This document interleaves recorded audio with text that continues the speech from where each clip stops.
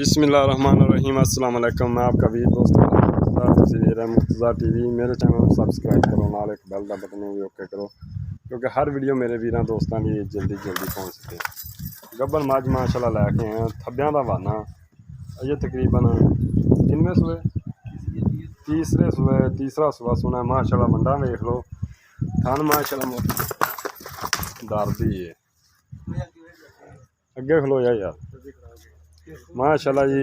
गिठ दियां वंडा दर रही है थोड़ी जी उन्होंने हरेक चक्री बहाना माशाल्लाह। देखो फुट बाहर कड़ी खड़ी बरीक पूछल शान तुसी करनी दोस्तों इंशाल्लाह। वेख पैर ते ना चढ़ जाए बस खोल दे टोर ते विखा उत्थे माल को गई नहीं डर। डिमांड इहदी 3 लाख रुपया थोड़ा बहुता प्यार मुहब्बत हो जाएगा दोस्तों। अजे तकरीबन 4-5 दिन लै जाएगी। व्यापार भी नहीं जी घर की झोटी है।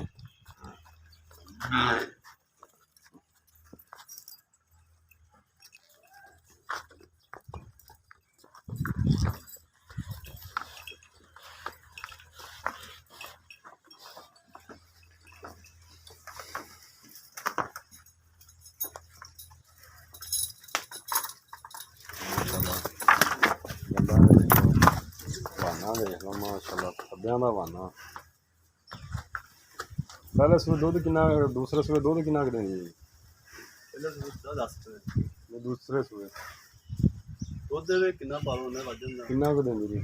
और 12-13 ਦੇ ਕੰਨੇ ਦੇ ਕਟੇ ਜਿਹਾ ਆ ਗਿਆ कट्टे ਨੂੰ चगा के किन्ने थान कट्टे ਨੂੰ ਕਟਾ ਹਲਥਾਂ ਜਿਹਾ ਦੇ अगले दोवें चगा के 12-13 किलो चोंदे रहे दो टाइम ਬਸ ਸਾਜ ਕਰਾ ਦੇ ਕਰਾਉਣੇ आग दे साथ ठीक है ਆਪਾਂ माशाल्लाह। ये मझ दुध वाली है किसी भी दोस्त को पसंद आए रबता कर सकता है। देख रहा है ये डिमांड नहीं जी 3 लाख है जी थोड़ा बहुता प्यार मुहब्बत हो जाएगा।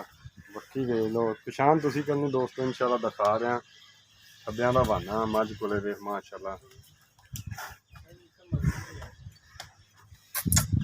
की गल है करम वाली बरीक चमड़ी दी।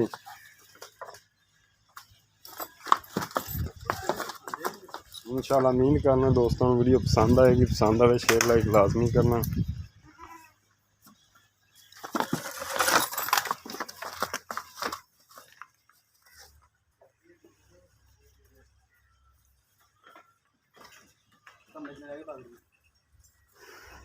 लोकेशन आरफाला जी। फोन नंबर 0344 6980 676 व्हाट्सएप ईमो बनी